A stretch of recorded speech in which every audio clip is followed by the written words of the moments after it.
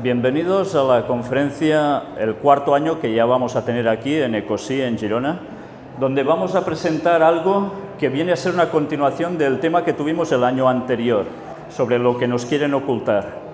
Hemos estado de expedición en el mes de septiembre, precisamente en este lugar que veis en la fotografía. Estas son las montañas de Ararat, en Turquía. Y allí aún hay algo que a muchas personas les suena a ciencia ficción, a mito, pero que está allí. Y aquí lo tenéis. El Arca de Noé aún existe. Y hoy lo que vamos a hacer es presentar una serie de pruebas que indudablemente van a dar crédito a todo esto. Hicimos una expedición compuesta por miembros catalanes y miembros de Estados Unidos, precisamente de los días 21 al 28 de septiembre del año anterior, de 2014. Y esta imagen que veis es una imagen que lo está diciendo prácticamente todo. El año pasado pudimos mostrar esto, cuando un aviador turco, en 1959, tomó esta imagen aérea. Dio la vuelta al mundo. Parecía que se había encontrado el Arca de Noé. Hubo un señor llamado Ron Wyatt que fue hasta ese lugar, un norteamericano, a comprobar si esto era cierto o no. Un arqueólogo aficionado. Y después de hacer todas las comprobaciones posibles para su época, se pudo determinar que auténticamente era el Arca de Noé. Pero después alguien le intentó, o le gustó, mejor dicho, que esto no se pudiese mostrar al mundo como tal. Él se fotografió allí, en ese lugar donde estuvimos nosotros años después. Y aquí tenéis el Arca de Noé,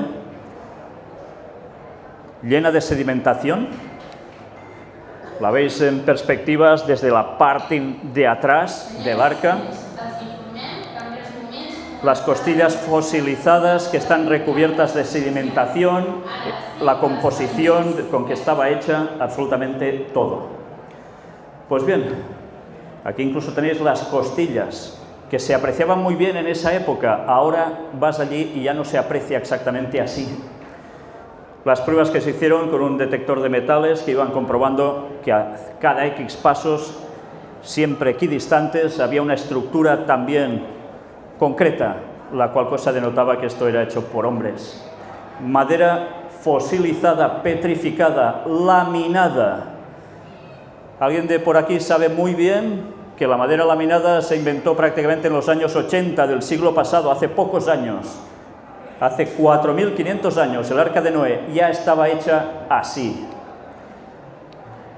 Y estos son los remaches hallados en ese lugar, de aleación de hierro, titanio, aluminio, y que cuando estuvimos allí pudimos comprobar que aún hay.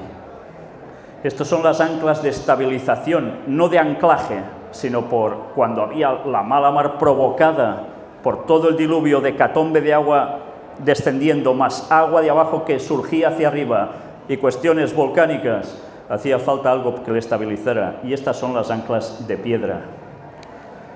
Aquí tenéis el Museo Arqueológico Wyatt, donde Ángel, nuestro compañero, que luego os va a decir algunas cosas, tuvo también esa madera petrificada laminada, y que aquí en estas imágenes os muestra. Y esto es una foto de escáner hecha desde una pared lateral del arca, donde se puede comprobar a la perfección todos los ángulos rectos, lo que denota que dentro de esa roca, que dicen algunos, hay una estructura hecha humana, ángulos rectos perfectos. Esto no lo hace la naturaleza porque sí. Y este año os mostraremos esto. Los miembros de la expedición, algunos nos habéis podido conocer en el stand que tenemos aquí mismo, somos los que fuimos a ese lugar. Por cierto, me gustaría que os fijarais especialmente en alguien que no soy yo precisamente, sino este señor que veis en medio de la imagen, que es el más alto y más ancho, mide unos 2 metros aproximadamente, y luego vais a entender por qué os lo digo. Resulta que en el texto bíblico aparece en Génesis 8 dónde estaría ubicada el arca y qué sucedió. Llega un punto en que Noé destapa una cubierta y mira, lanza unos pájaros a ver si aún está todo cubierto de agua. Pues ahora entenderéis por qué también os estoy mostrando esto. vamos a ver un vídeo resumen de la expedición. Estad atentos porque es solo un resumen de lo que vamos a mostrar próximamente, si Dios quiere.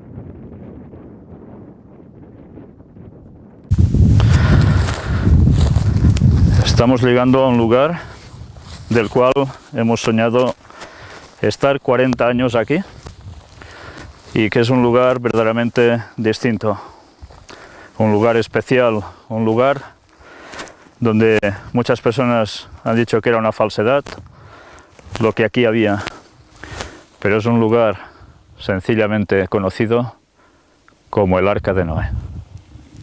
Lo tenéis ahí, tras mí. Cuesta entender que viendo esto alguien pueda decir que es solo una formación rocosa, con arena y nada más. Ya por todo el trayecto donde hemos venido, mientras íbamos ascendiendo, podíamos ver perfectamente su silueta. Una silueta que sería muy casual que coincidiera precisamente con la del arca. Algunos decían, no puede ser, tiene que ser rectangular, sin proa ni popa. Pero así fue. Y aquí la tenéis. ¿Vamos a verla de cerca? Vamos.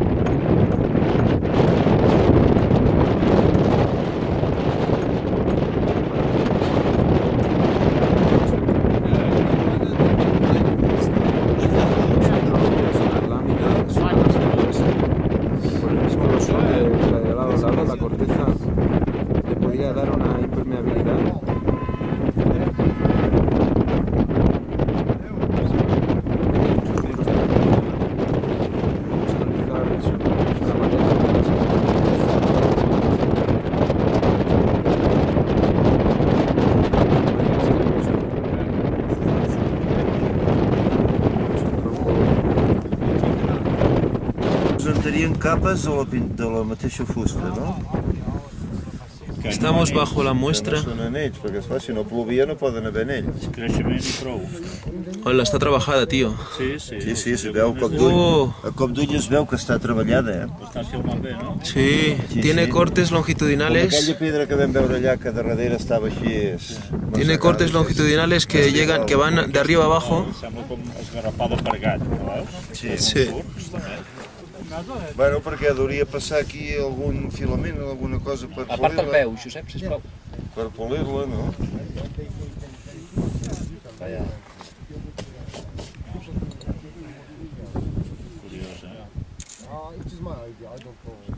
Curiós,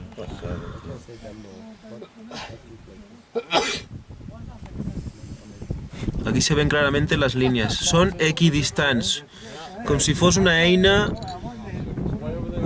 de perforació o algo així, de rascar amb dents equidistants. Però esclar, si això és una fusta sencera, deu tenir capes d'encolament, no? Potser deu estar... No, això és una fusta sencera. Bueno, els arbres eren enormes. Això és una fusta sencera. I fixa't que no té curvatura. Imagina't el diàmetre d'aquest arbre. Per això et dic que els arbres eren immensos, deurien tallar aquest tros per fer la tapa, la coberta. I tots aquests surts de dalt que estan tan ben disposats l'un de l'altre, tota aquesta ratllada que té. Sí, és que... Algú la vol amagar, ja... Això ja va ser I abans poder es podia mirar per sota, eh? Doncs podria ser que quan va venir en Ron estés com en quan era. I la foto que recordo d'ell així és quan era.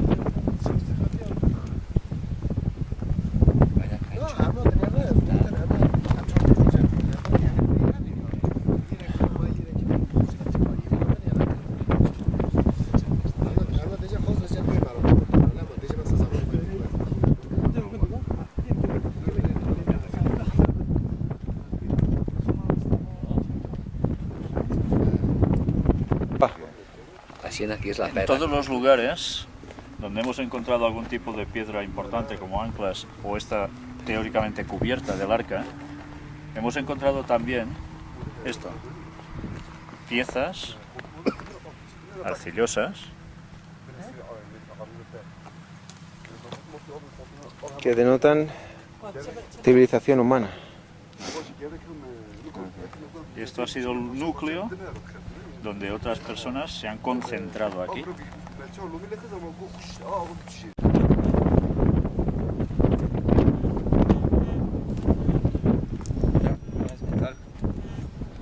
¿Alguien tiene algo? ¿No es metal? No es metal. Y suena metal, no hay que alguien le pegue. Ahora pon algo de metal para que suene. Y pegarle porque suene como hierro. Eso ya lo hemos grabado. No es metal. Sí, en mi villa. Echa algo de metal. Ahora vamos a tirar algo de metal para comprobar que el aparato funciona. Tiradle algo de metal, por favor. Yeah, it's not metal. Nada de metal. Pero nada. Ah, espera, yo tengo una llave. Cinturó. Echarle algo, hombre. Ahora todo es plástico y nadie tiene nada de metal. ¿Qué?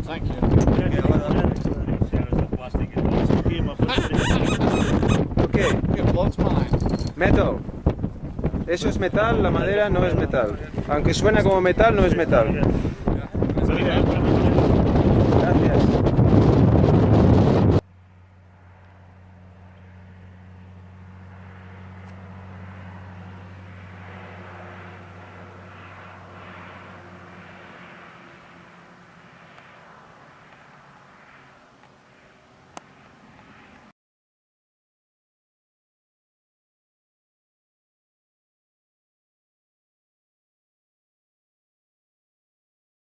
Está ubicado, paraje totalmente desértico y está justo puesto allí en medio.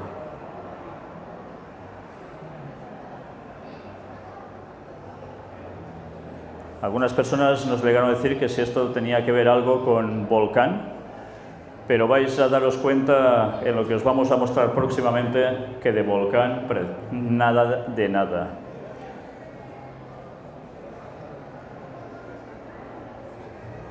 Ahora lo que vamos a empezar a ver son precisamente imágenes tomadas en ese lugar del Arca de Noé. La ubicación del Arca de Noé. Muchas personas van a buscarla aquí, al Gran Ararat, cumbres perpetuas con nieve. Este es el pequeño Ararat, pero pensad que el Gran Ararat tiene 5.000 y pico de metros. Y las personas creen que debe estar el arca justo debajo de esos hielos. Pero no, el arca está donde veis la flecha, precisamente aquí. Todo esto es cordillera de Ararat. Y aquí la veis. Miradla por todos lados, para que nadie pueda decir que no está, porque la formación está. He de contaros algo. Algunas personas después del descubrimiento fueron a este lugar. Personas norteamericanas enviadas por el gobierno de Estados Unidos, parte de ejército, parte científico, y se les ocurrió querer abrir ese lugar con dinamita. La filmación la podemos mostrar en nuestras conferencias, hecha por ellos mismos en esos años, donde se ve la explosión tremenda, y oficialmente dijeron al ver la explosión: nos vamos porque esto es una formación rocosa y de arena que casualmente coincide con las medidas del Arca de Noé que se da en la Biblia. Y se fueron.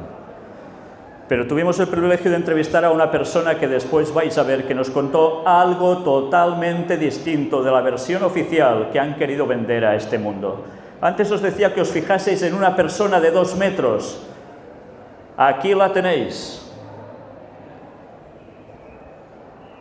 ¿Os dais cuenta de la proporción con el tamaño de toda el arca? Parece una hormiguita, ¿verdad? Miradlo mejor. Esta es la parte posterior de atrás del arca.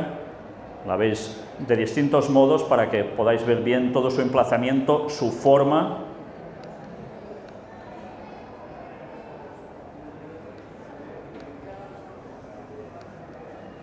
Esta es una vista de más arriba. Ya veis que os vais a hartar de ver arca y otras cosas. Sobre este lugar podéis andar con cuidado porque todo esto es una sedimentación con agujeros que tenéis que vigilar dónde ponéis el pie porque os podéis ir abajo. Pensad que han habido más erupciones volcánicas desde esos años de Ron Wyatt. La sedimentación es muchísima. No es un lugar donde te dejen cavar. Aquí son los momentos en que estábamos filmando el documental. ¿Veis la proporción de una persona en ese lugar? Y esta es la imagen de dron que sacó nuestro compañero Kevin antes de que se cayera en picado. Al menos pudimos rescatar esta imagen. Y justo delante, el Gran Ararat. Su cumbre casi nunca se ve. Es difícil ver la nieve de allí porque siempre hay nubes. Estos son parte de las costillas fosilizadas del arca, la estructura tal como se ve desde arriba,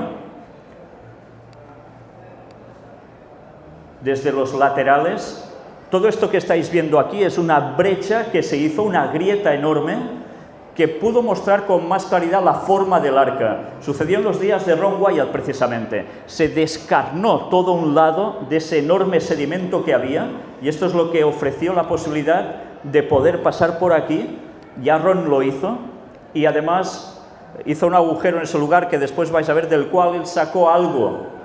Aquí tenéis precisamente a Kevin con su detector de metales también buscando piezas al respecto, remaches. Por el otro lado iba Edward también. Está prohibido cavar en ese lugar, no te permiten hacerlo, con lo cual, ¿quién va a entrar allí? Y este es el momento en que Kevin parecía que había encontrado algo y parecía ser también el ¿qué? Un remache, con su forma redondeada. Esta es la grieta para que veáis la que se formó en esos momentos. Y aquí tenéis el agujero que Ron Wyatt ya había hecho, es súper profundo. Y de allí él extrajo pelos de animal, pero además excrementos también petrificados. Lo cual indicaba que allí, en ese agujero que él había hecho, dentro habían habido animales en su momento. Aquí tenéis como Ángel al lado de Frederick. Estaban también entrando con una cámara a ver hasta dónde llegaban. Era tan profundo que no nos llegó más el cable, no pudimos extraer absolutamente nada. Nos quedamos cortos. Y esta es una de las prominentes costillas que aún están de la parte superior del arca. Mirad aún el tamaño, cómo sobresale. Y para que veáis la altura del arca, aquí tenéis a Wallace, que es un chico de 1,90 m aproximadamente. Altísimo también. Esto es una hendidura que hay en ese lugar. Mirad si hay sedimentación. Y esto es quizás de 1 metro y algo hacia adentro. Y aquí tenéis, toda esta es una bajada tremenda, aguantarse aquí cuesta. Bueno, esto es una piedra muy curiosa que encontramos allí, que no le hemos podido dar explicación, no nos la pudimos traer, pero mirad qué curioso, está justo al lado del arca. ¿Veis unas líneas paralelas blancas equidistantes también? Pues esto está cortado en ángulo recto. ¿Qué era? No tenemos ni idea.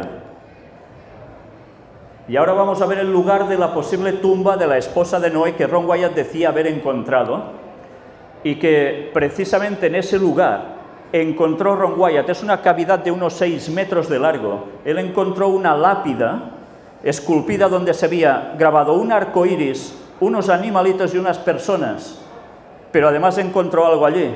Y era un esqueleto de mujer gigante, más de 4 metros de mujer. Posteriormente el esqueleto desapareció. Y no es de extrañar porque cuando estuvimos allí, les faltó tiempo a los lugareños para venirnos encima a decir cosas, pero también a querernos vender hallazgos que ellos habían hecho en el lugar. ¿Sabéis? Son gente que están en bastante estado de pobreza. Y claro, para ellos vienen occidental y se creen que uno ya es quien sabe qué, ¿no? Entonces intentan sacar dinero de lo que pueden, con lo cual muchos restos arqueológicos desaparecen y son vendidos. En este lugar, precisamente, es donde Wallace, nuestro compañero de Metro 90, halló esto. Piedra labrada, 2 cruces encima. ¿Sería que alguien había muerto allí y habían hecho esto, indicando que había 2 personas, cruces armenias, de estilo también templario? ¿Habrían estado los templarios en ese lugar? Bueno, aquí tenéis a nuestro guía turco y los dueños turcos del terreno, de esa zona, que nos indicaron que detrás, justo arriba de esas montañas y detrás, había algo más. Precisamente esto que veis aquí en el centro de la imagen, cuadradito, es lo que podía haber sido, según creía Ron, un altar. También es de enormes proporciones. Sabéis a Kevin que mide 2 metros. Bueno, no se puede afirmar que sea así, pero es curioso que se hallara ese resto humano de un gigante, en este caso una mujer. Pero mirad estos otros objetos extraídos de la zona de la sepultura.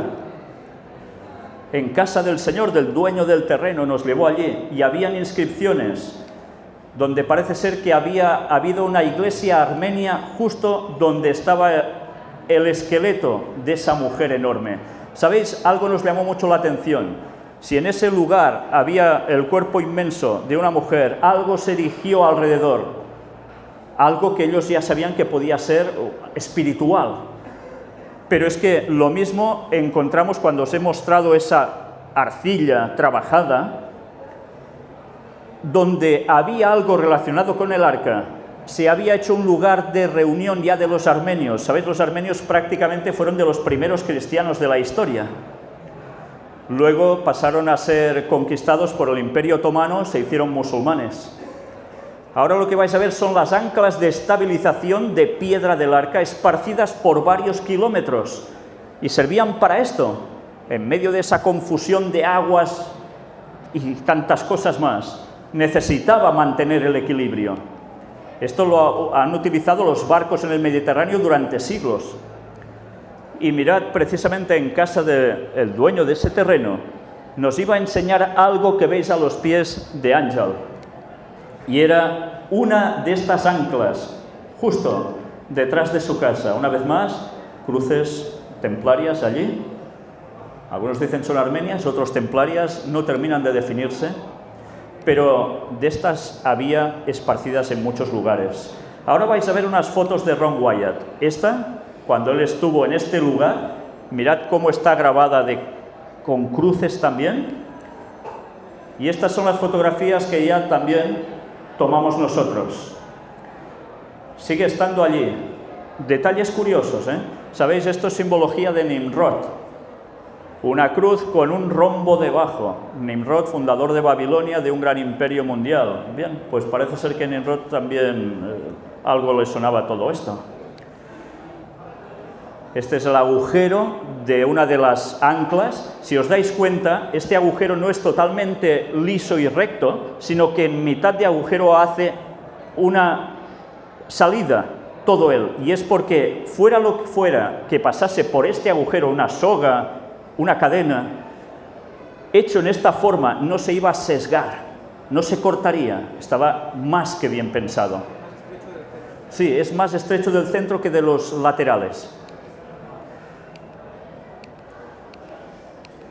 Y aquí tenéis un campo que ellos tienen, donde nos explicaron que fueron trayendo estas enormes piedras, que eran anclas, de distintas montañas con carretas de bueyes y las fueron ubicando aquí. Y hay un montón. Y esto no lo hicieron ni los armenios ni los otomanos. Era algo que ya estaba antes de ellos. Y que, sabéis, los armenios, sabiendo la procedencia de esto, utilizaron como sepultura en sus cementerios, como lápida, en la cual debajo había una fosa. Mirad esta porque es muy curiosa. 3 cruces, una de principal, pero tiene un detalle debajo. Aquí veis, Ángel, cómo se fotografía para que veáis precisamente la proporción. Era como una cerradura empalmada, enlazada con la cruz. ¿Indicaría algo esto? Una puerta más allá. Esta escritura no saben ni qué idioma es, no tienen ni idea. Es anterior a los armenios. ¿Y bien? Está grabada allí. Mirad lo que os decía, para que veáis el detalle. Bueno, y luego hay esta otra, donde se ve también algo muy interesante debajo de la cruz mayor. ¿Ahora lo veis mejor? Como una pirámide escalonada, como una torre de Babel, culminada con algo arriba que parece un obelisco tipo cohete. Bueno, pues eso está allí. Y ahora vais a ver precisamente la cubierta del arca de Noé, que era esta. Mirad en fotografías, evidentemente esto cuando lo veis enseguida os denota como si fuera la corteza de un tronco. Para que veáis la ubicación, detrás se ve el gran Ararat. Y ahora lo vais a ver de distintos ángulos. Ya veis que no hay nada alrededor en kilómetros que pueda parecerse a esto ni de casualidad, para nada. Luego los lugareños nos llevaron a un lugar cercano donde había también otra ancla de piedra donde nos dijeron que sucedía algo muy extraño a unos cuantos metros de allí. Y era precisamente que dicen que por las noches en ese lugar desértico se oían gritos de mujeres y niños y no había nadie. Y eso ha pasado durante años y años. Bueno, alguien ha utilizado eso para asustar a la gente y no son personas. ¿Qué será? Mirad aquí el corte. Y de este lugar es donde pudimos extraer precisamente las muestras que después os vamos a enseñar. Mirad otra posible ancla cerca de la cubierta. Es ese lugar donde os decía que sucedían esas cosas extrañas, que también nos contaron ellos porque sí, no se lo habíamos pedido, no sabíamos nada de eso en absoluto. Estas piedras parece ser que no estaban documentadas. Estaba partida, es un ancla porque el agujero está en el otro lado. Mirad qué cruces tan trabajadas. Y ahora mirad lo que hay también allí, el Museo del Arca o el Centro de Visitantes, que se hizo en consideración a Ron Wyatt. Está anunciado el arca para allá. Y esto está a pie de carretera, luego tienes que ascender. Y está aún este centro, donde Ron Wyatt puso la primera piedra. El gobierno turco reconoció que eso era el arca de Noé, pero después la propaganda ha sido totalmente de echarlo todo por los suelos. Hay fotografías aún de esos años, donde precisamente cuando estuvo Ron se hicieron pruebas. Mirad esta fotografía, allí lo veis de muy arriba, pero mirad la comparativa con un avión tremendo. Y mirad, ¿qué diferencia con el arca? Aún es mucho mayor el arca, ¿eh? Y esto es lo que hay allí de objetos encontrados que se han cedido a ese museo, donde aún hay un cuenco de lastre en metal, que hace esto a 1900 metros de altura. Y ahora vais a ver a Hassan, el guardador del arca, reconocido así por el gobierno turco y tal como se presenta. Esta persona estuvo con Ron Wyatt desde sus inicios. Ahora tiene 75 años, es este, y tuvimos el privilegio de hacerle una entrevista donde nos dijo algo muy sorprendente. Nos dijo que se habían ido los norteamericanos, se llevaron muchas cosas, él no pudo ver nada, no se lo dejaron, pero también nos dijo que algo aparecía durante años, no se sabe cuánto, sobre el arca a unos metros. 3 extrañas luces de 3 colores distintos, como un semáforo prácticamente, que iban haciendo una oscilación. Si te acercabas ya no se veían.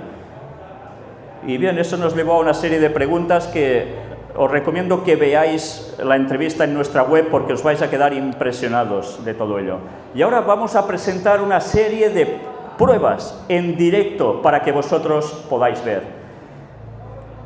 Hay un fragmento analizado de la cubierta fosilizada del arca. Por cierto, voy a pedir a alguien que vaya a nuestro stand, a ver si nos puede traer una caja donde está todo esto. Es una caja pequeña, la hemos tenido guardada allí porque no queríamos mostrarla públicamente. Ya sabéis que hay personas que enseguida quieren remover las cosas. ¿Sabéis? Cuando hemos tenido el privilegio de analizar todo esto, tuvimos una sorpresa. Sabéis, Ron Wyatt había extraído también un trozo, la había traído, había sido analizado bajo microscopio, etcétera, etcétera. No pudieron determinar que esa piedra fuera realmente corteza de árbol, corteza de un árbol muy concreto, que es el mismo del que hablaban los textos con el cual había estado hecha precisamente el arca. Estuvieron mirando, no terminaron de dar fe que eso podía dar crédito a lo que ellos creían que podía ser, pero he tenido el privilegio recientemente de estar dando conferencias en Estados Unidos y precisamente he estado con la persona que estaba analizando con Ron Wyatt en una de esas expediciones este mismo material. Le pudimos llevar un trozo de esa cubierta, que ahora vais a ver aquí. Ángel os lo va a mostrar a mi lado. ¿Ven?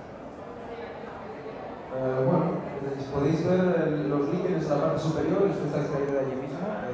De hecho, cuando llegamos allí, el cambio estaba ya preparado como para nosotros. En ningún momento, en ninguna otra de las expediciones habían podido coger una muestra.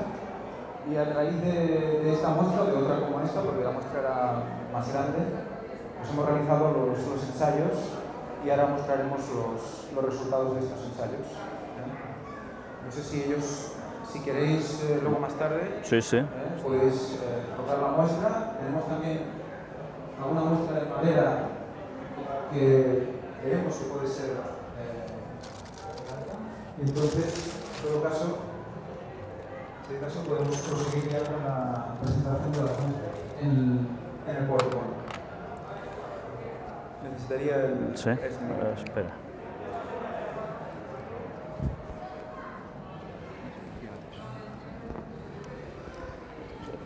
Venga, vamos.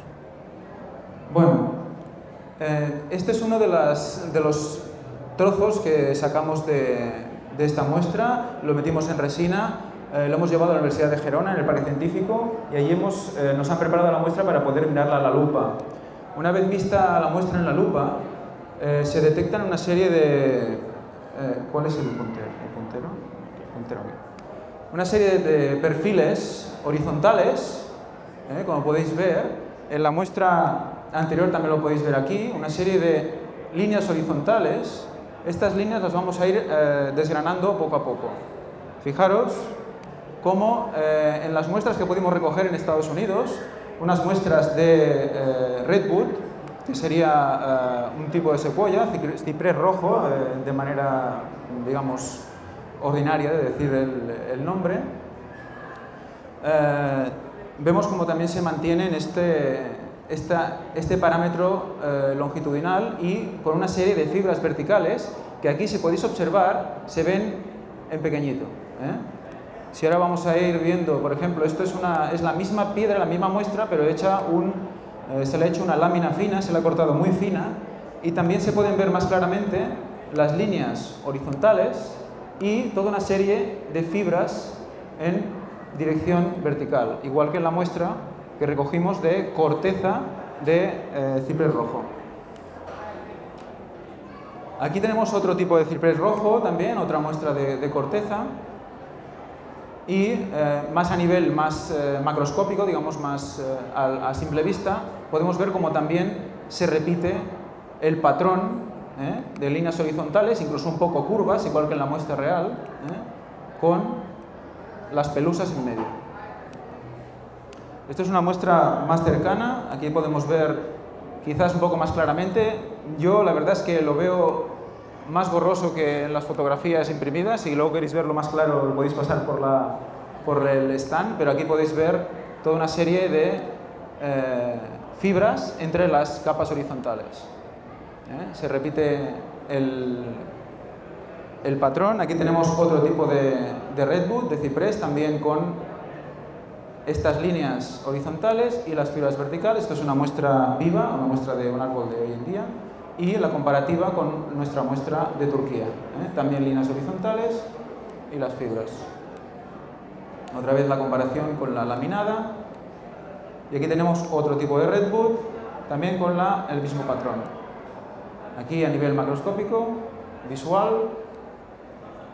Y esto ya es una muestra de una corteza de otro redwood, que es el Sequoia dendron, las secuoyas gigantes de California, supongo que os suenan, esos árboles gigantescos de cientos de metros de altura y gran volumen, los más grandes de la Tierra, que también tiene este mismo patrón.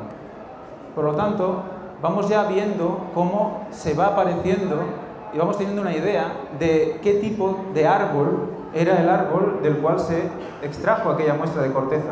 Un árbol de grandes dimensiones, un árbol que pertenece a un grupo de árboles llamado cupresáceas, a las cuales pertenece, por ejemplo, el ciprés de los cementerios que tenemos aquí en el Mediterráneo, pero que también pertenecen las secuoyas o los cipreses rojos. Curiosamente, en el texto bíblico, cuando habla de la madera que se construyó el arca, habla de la madera de gofer, que en las traducciones de los interlineales, el hebreo nos pone como ciprés. Por lo tanto, podemos ver cómo estaríamos viendo cómo se está cumpliendo ante nosotros lo que allí mismo estaba explicado. El arca de Noé tiene muestras de madera de cupresácea. Y esta muestra concretamente es una muestra que puede analizar esta misma mañana, porque ha sido el único momento que hemos tenido para poder acceder a la muestra. Es una muestra de Coast Redwood, que sería un ciprés rojo de la costa, un ciprés que es mucho más resistente en su madera y que justamente, la verdad es que para mí es el que presenta un patrón más parecido a el patrón de la muestra que hemos podido recoger en Turquía.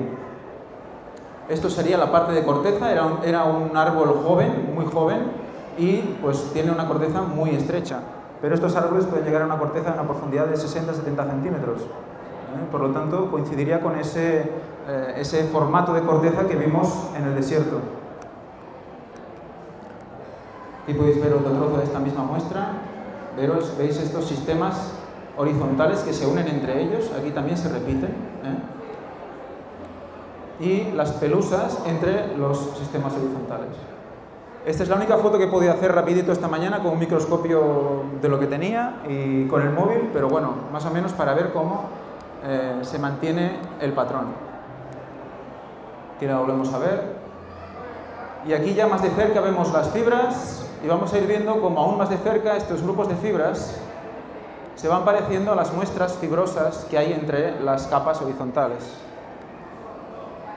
Aquí vemos las fibras aún más de cerca, esto es la muestra de Turquía, y las fibras de los diferentes cipreses rojos. Fibra de Turquía y la fibra de la secuoya, por ejemplo. O sea, hay un parecido realmente impresionante. Bueno, pues solo simplemente como conclusión. Conclusión básica 1, que Ron Wyatt en el 77 encontró una muestra de madera, concretamente de corteza de madera, y que esta corteza pertenece a un grupo de cupresáceas, que es un grupo que pertenecería a la madera que Noé utilizó para su construcción. También hay que tener en cuenta, y en una parte que aún estamos en investigación, que esta especie, la última que hemos visto, por ejemplo, la que más se parece, está muy relacionada filogenéticamente con otra, que se llama Taxodium disticum, que es otro tipo de ciprés, también llamado ciprés rojo, como estos, y además un ciprés que es muy oleoso, madera muy roja y resistente, y que al cortarla, su aceite sale como rojo. O sea, eso tiene una simbología que os podríamos explicar luego si queréis en el stand, porque ahora falta de tiempo, pero es justamente ese Taxodium, ese ciprés rojo, el que Ron Wyatt sospechaba que estaba hecha la estructura que sostenía el arca. Por lo tanto, es muy interesante cómo vamos a parar siempre a ese grupo de árboles que definiría esa madera de gofer que se explica en Génesis.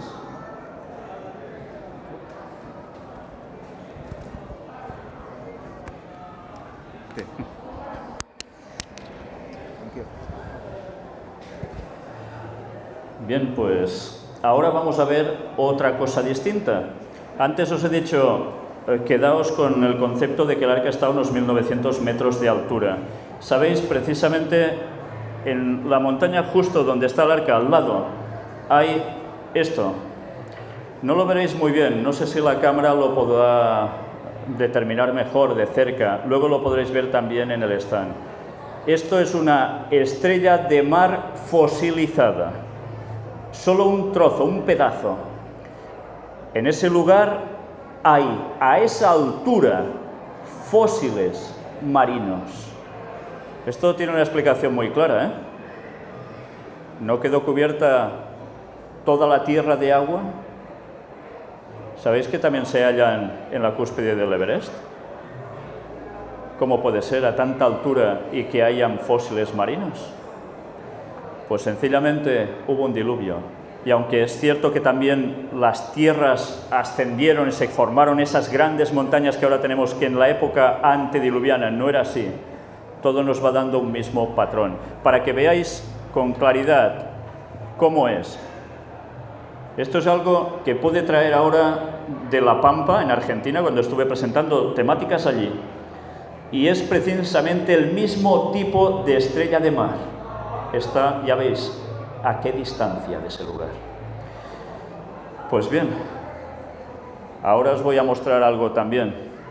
Aquí tenéis la madera petrificada que pude traer de Argentina, que curiosamente también es de ciprés rojo. Igual. Como eso, que después podréis fotografiaros si queréis incluso con eso.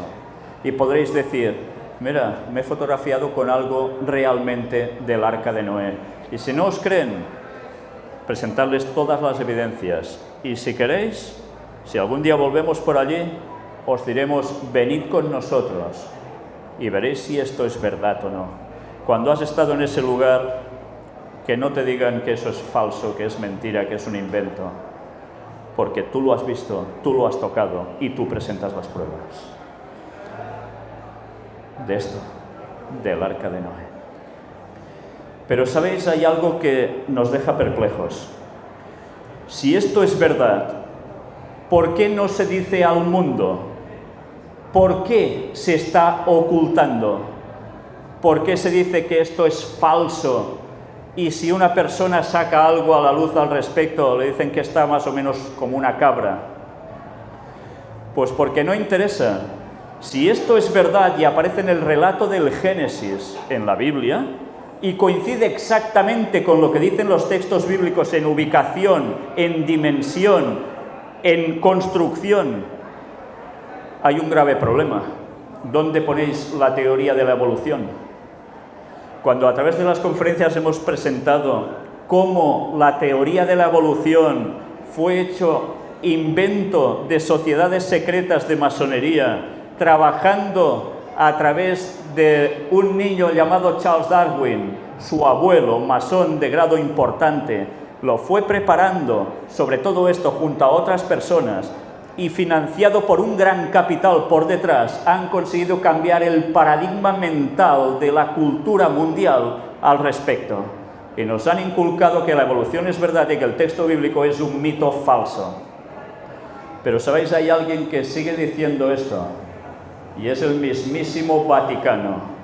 Juan Pablo II, el famoso Papa, ya confirmó oficialmente que Dios había creado todo a través de la evolución. O sea, había creado muerte desde un principio para que las cosas cambiaran, cuando aún teóricamente no existía pecado. Y el pecado, dice la Biblia, que es ¿el qué? Lo que te lleva a la muerte.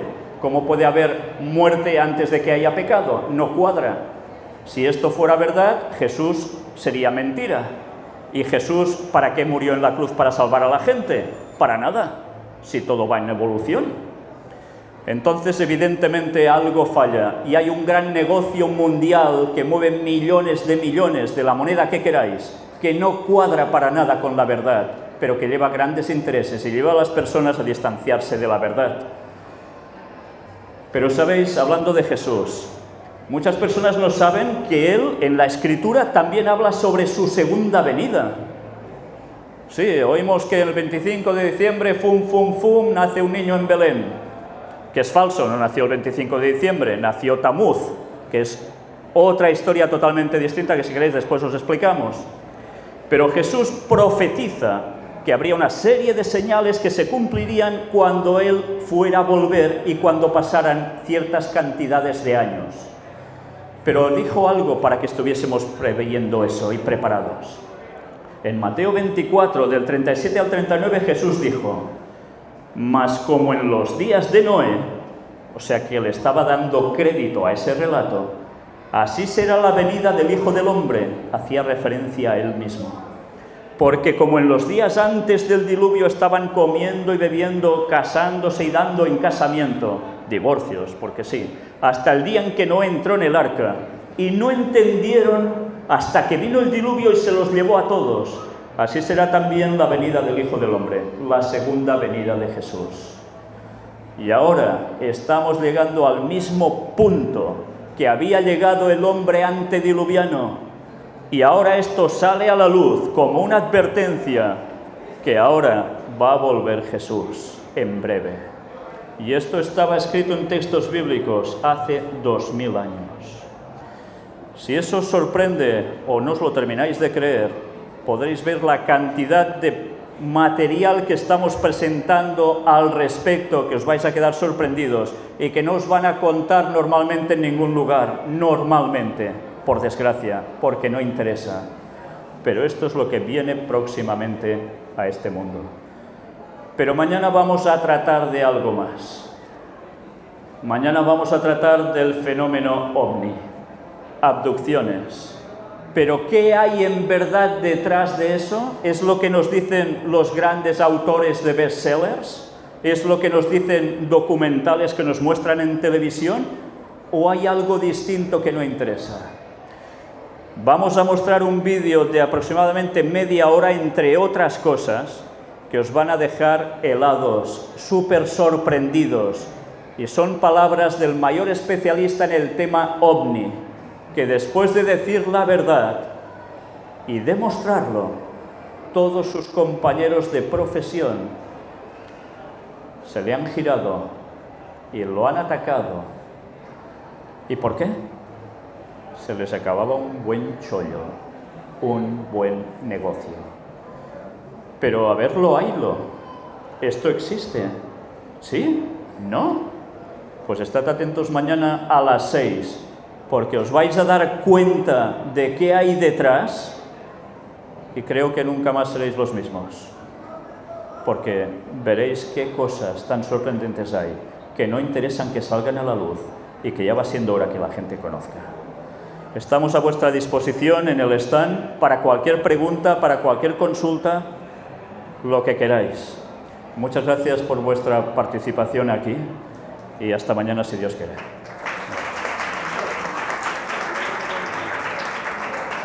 Todos los que queráis fotografiaros o tomar filmación de todo esto, cuando queráis.